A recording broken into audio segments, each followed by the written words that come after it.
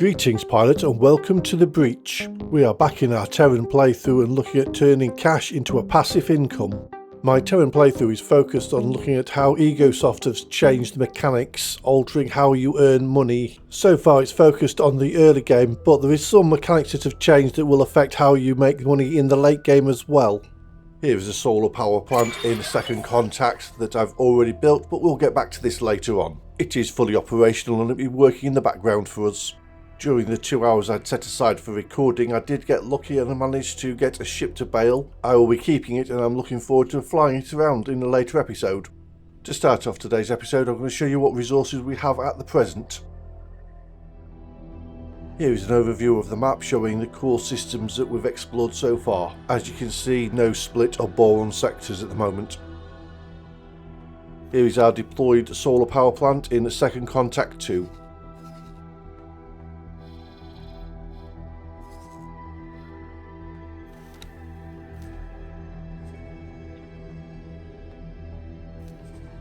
We're continuing to upgrade the HQ, we're adding an E-pier dock and a medium storage container. I bought the standard solar power plant for ease of construction. All the other production modules have been acquired via scanning.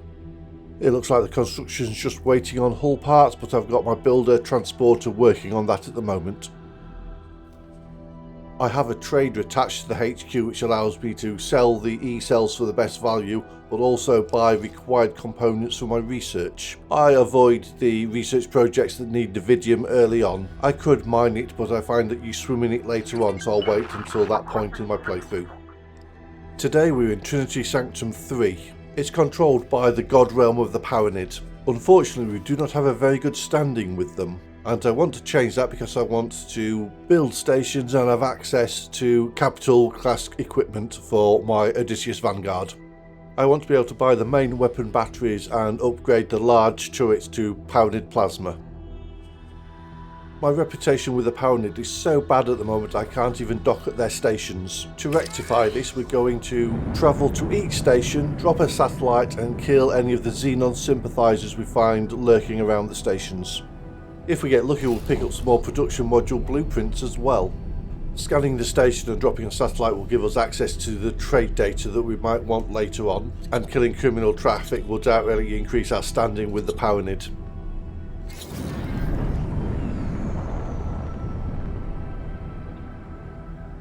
I put the ship into scan mode so I can hunt for the data leaks.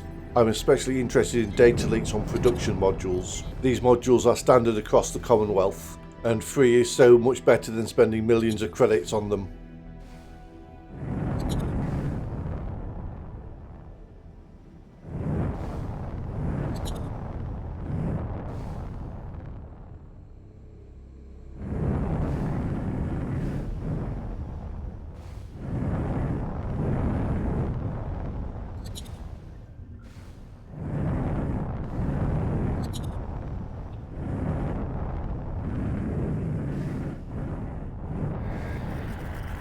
One data link found, let's see if we're going to win. Well, that's a no.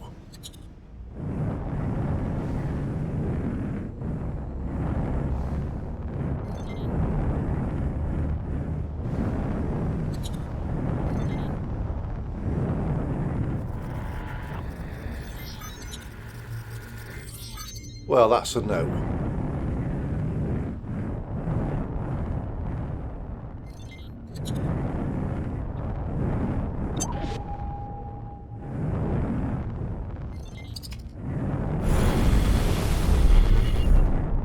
Xenon sympathiser. I'm using the fastest ship in my fleet, the Geometric Owl, which is a Yaki Moira. It's very fast and manoeuvrable and probably my favourite ship in the game.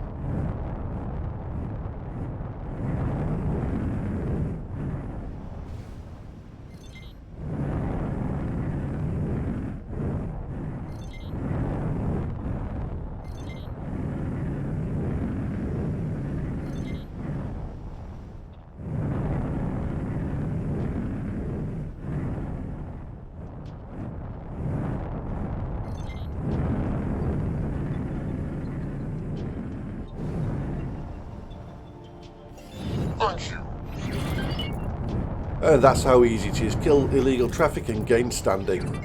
And while that's all happening, I'm still earning passive income.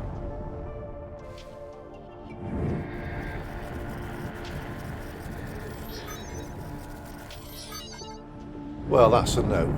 Satellite placement and exploration is very important, but probably not the most interesting thing to watch on YouTube, so I will edit it down and just show you the highlights. But before we start jumping through time, let's discuss why I've chosen Trinity Sanctum III. Xenon sympathiser. Trinity Sanctum III is a crossroads. It has access to Trinity Sanctum 7, Bright Promise, Evar's Twin and Unholy Retribution, giving easy access to their resources and their stations. Talking of stations, Trinity Sanctum does have a lot of stations itself, which makes it worthwhile to add a solar power plant to the sector to increase the output, eventually feeding the Paranid's shipyard and wharf, because it will be a long time before we can produce our own ships. With the 7.0 release of X4, it also altered the sectors. They now have a light intensity, which alters how much production the solar power plants will have. Trinity Sanctum has a slight positive modifier, which at this point is icing on the cake. So it's time to get this show on the road. Let's jump through time until something interesting happens. On a side note, make sure you've got nothing illegal in your inventory when you're scanning stations. It wasn't on the screen long, but I can now dock at Paranid stations. The Paranid police chased me out of Trinity Sanctum III. That's why I'm presently in Unholy Retribution.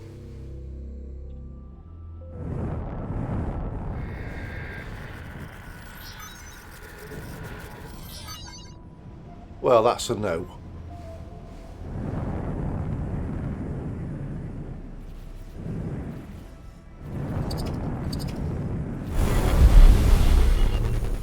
Xenon sympathiser.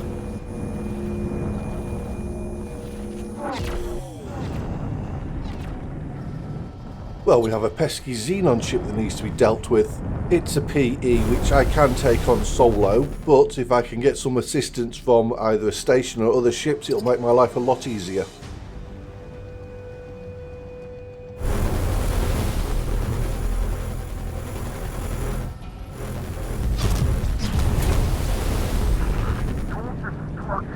Complete a strafing run against the Xenon to get it aggroed, and then return towards the station for some assistance.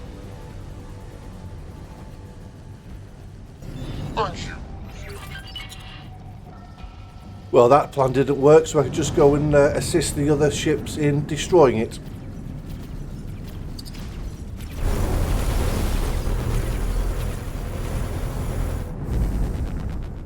This is my first bailed Xenon PE. I'm pretty excited, and I am definitely keeping it. I'm at the 50-minute mark of a 2-hour recording session. It was a nice pick-me-up to get such a coveted item. Sir. Aurelia.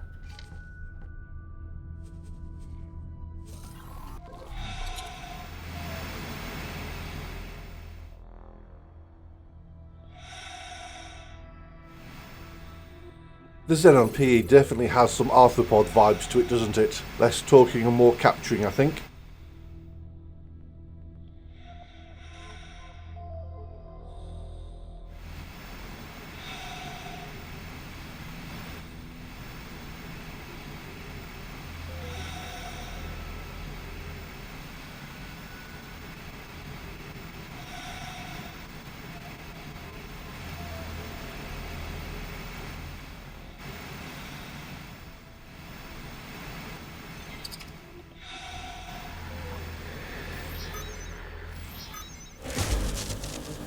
A little bit of repairing of the hull will stop any mishaps when I'm landing.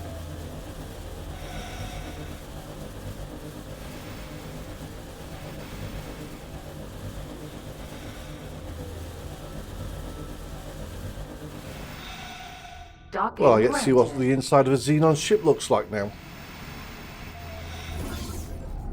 Oh yeah, I like the aesthetics here.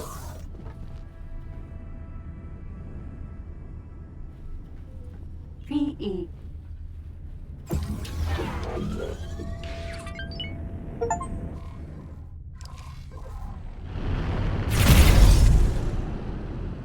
Well, the guns work. I've got 2 turrets. Let's go and park this somewhere safe.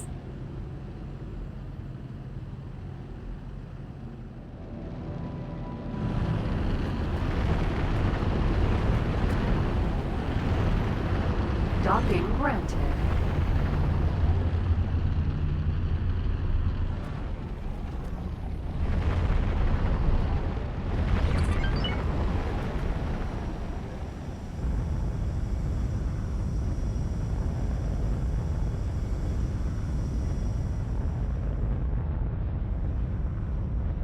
Successfully docked.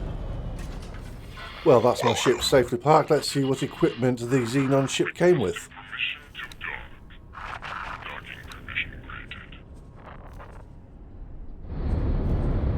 It looks like the Xenon ship comes with a full complement of modules, so we just need to upgrade the software.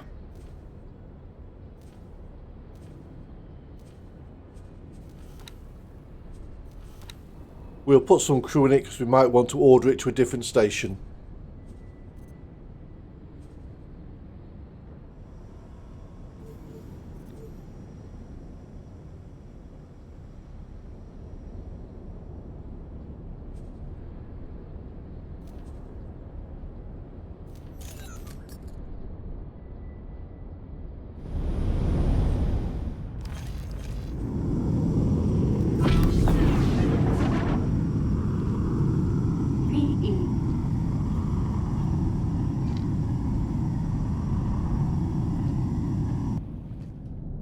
This is Trinity Sanctum III. As you can see, it's not fully explored, but that's not going to stop me starting the process of building a solar power plant. When I'm building a solar power plant, I like my plots to be thin but wide to incorporate the E-type dock.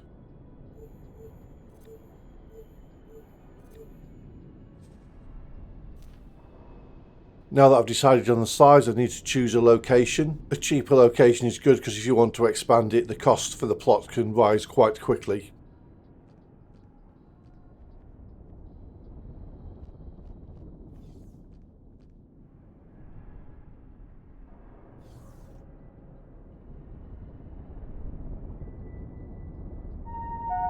$48,000 credits for this plot of space seems quite good.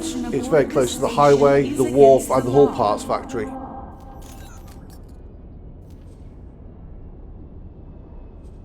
It's always good to remember that the modules you put down are built in the order that you place them down.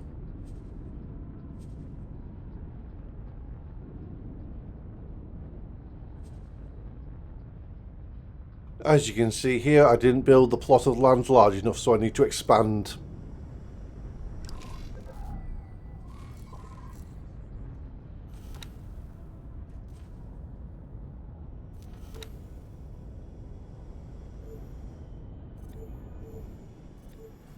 A measly 16,000.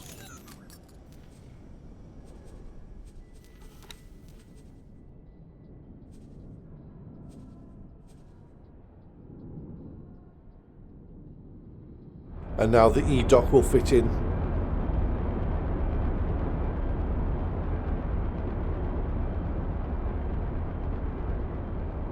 Here is where I make a mistake. I only realised this in editing. I bought the 3M6S basic dock for when I'm producing high traffic factories.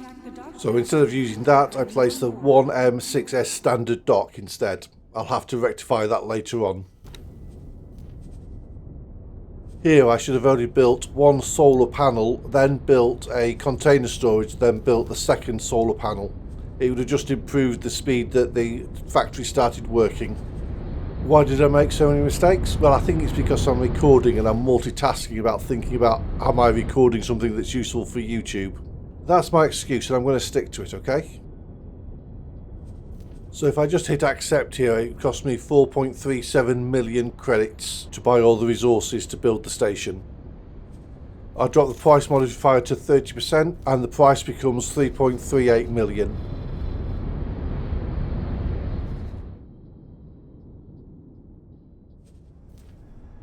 Well, that's the construction ship hide, so we can now leave this in the background to work itself out. I'll check back on it from time to time to see how it's progressing. Building stations is probably the primary reason people play X4, and I appear to have missed an important step on this process. How much does the things cost? I think most starts come with a solar power plant panel to start off with, but just in case you don't, they cost about 1.9 million. The 3M6S basic dock cost $500,000. Argon medium storage was 600,000. The E3 dock pier cost 4.5 million, and the cross section was 76,000. So that brings the cost of the modules to 7.7 million credits. But we can cut that cost down. You don't need the E3 dock. You probably already have the solar panel, and the basic dock will work quite well to start off with. So a quick calculation shows that you need about 4 million, that includes the raw materials and buying the factory modules. That doesn't mean you need 4 million up front. You can get away with a lot less and continuing earning money and siphoning it into the build fund as you make that cash. I appear to be saving the game, so that shows me I've used up the first hour of footage. Let's see what happened in the second hour. Well, back to the grind. I've got 2/3 of this map still to explore, so let's scan some station and kill some Xenon sympathisers. As I'm editing this, I've noticed that Egosoft have released the 7.1 patch. There are a lot of bug fixes to the Timelines DLC, so that's good to see.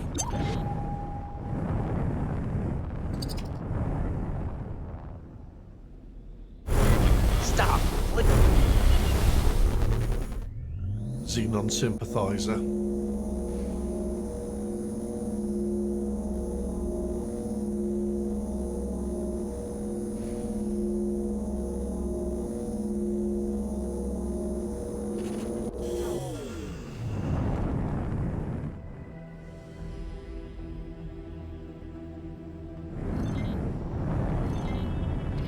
I have concluded my research, and the results are astounding.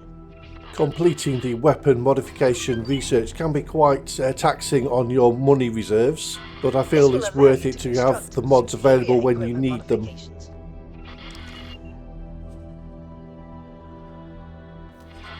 I will need some materials to get started.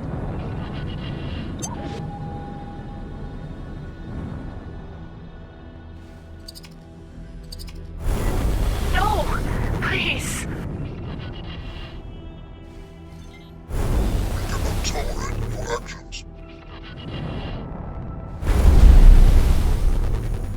Xenon sympathiser.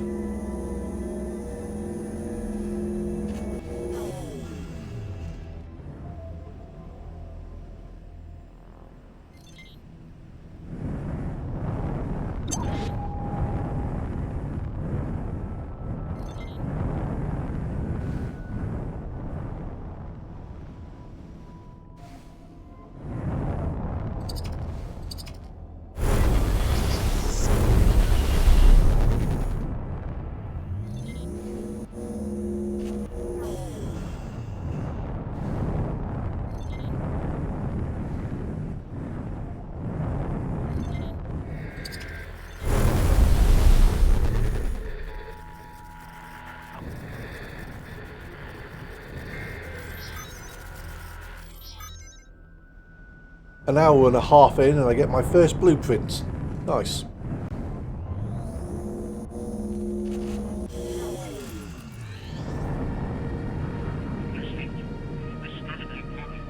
Thanks for your help.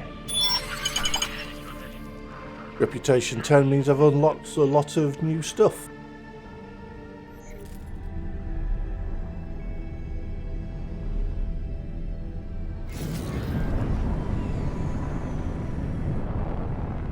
So let's go and say hello and collect our rewards. Docking granted. Successfully docked. We're pleased to welcome you aboard.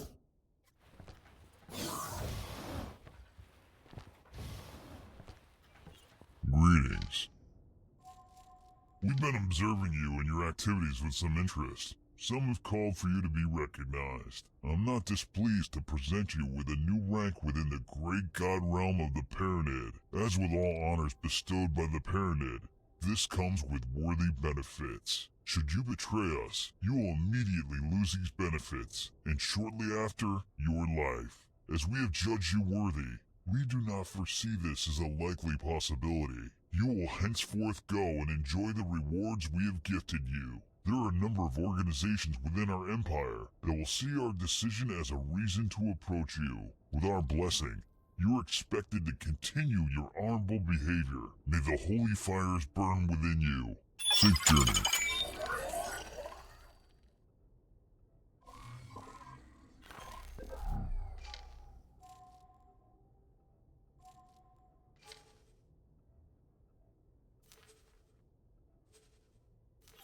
Safe journey. I'll now get paid when I kill the Xenon in the sector. A quick look at the progress of our solar power plant. We have all the energy cells we need, nearly all the hull parts, and we're about to get our first shipment of claytronics through. As soon as those claytronics arrive, the building will commence.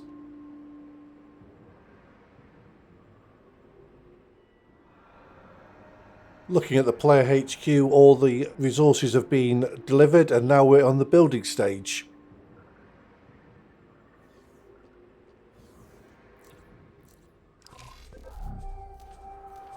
The player HQ has been using the money we make from selling energy cells to buy the resources needed for the research. From now on, the research will need Nevidium, so we're going to hold off on that until we have some miners.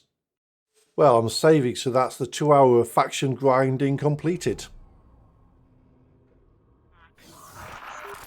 So I've been playing for a few hours in the background. I was needed in Hattikvar's Choice 3 to push back the Xenon. Thankfully it was only swarms of fighters and corvettes. So let's see how my business empire has expanded while I've been fighting the Xenon. My solar power plant in Trinity Sanctum III is fully operational and selling its wares.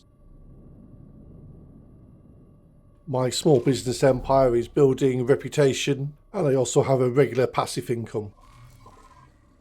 As I have all the trade data needed in Trinity Sanctum III, I've set up a local trader. I have given the trader Fill Shortages command and he's working on energy cells, hull parts, refined metals and silicon wafers. This sector is big enough that I could probably add some food transporter traders as well to help maximise the economy efficiency.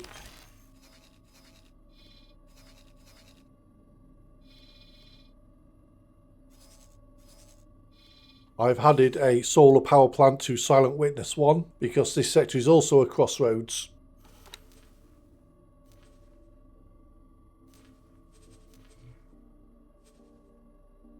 At the station, traders can come and collect the energy cells at 12 credits per unit, and I have a trader that goes and gets best price for them.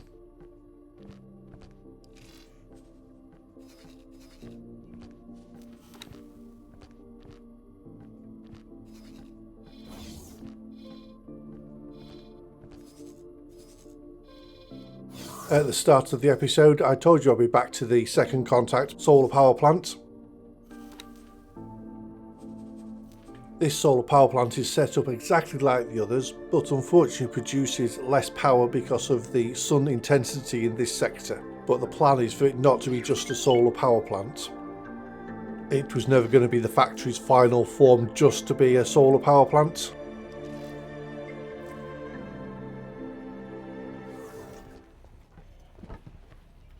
So I've come to the Argon faction representative to buy some modules.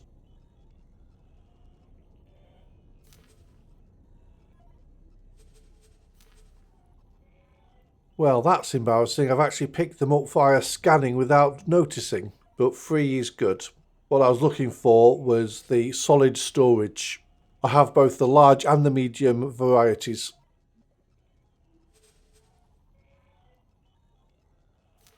Good luck out there.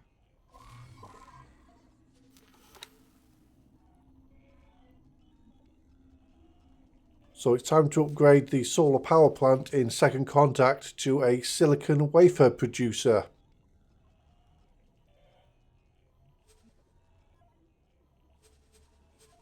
So we're going to add a cross section to give us the opportunity to upgrade in different directions. Then we need to add solid storage to the factory. This will allow us to deliver the raw material silicon. Then we add the module that refines the silicon into silicon wafers.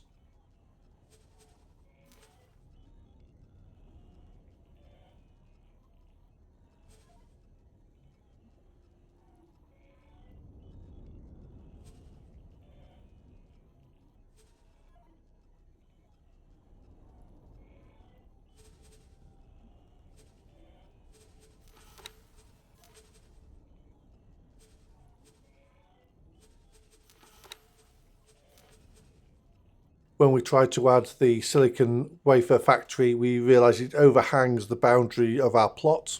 So it's quite simple, we just expand the size of our plot to accommodate the silicon wafer factory. We'll confirm the modules that we've already placed down and get the build orders going.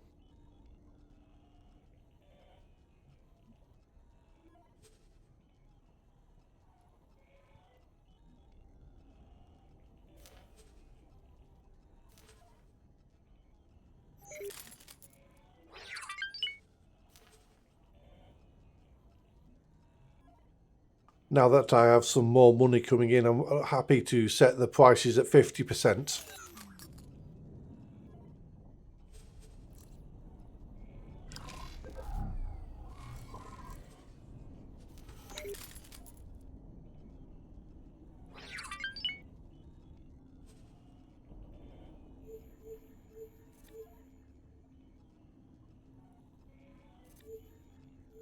Now we just give the factory more room at the back to expand the silicon production.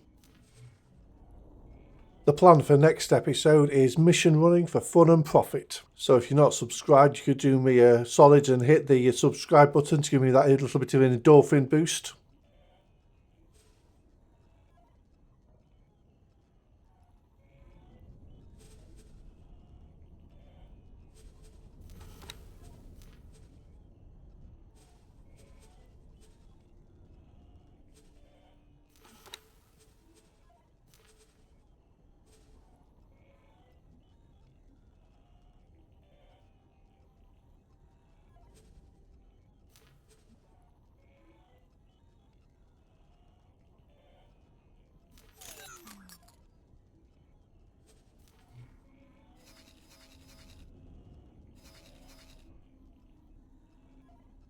One construction ship hired.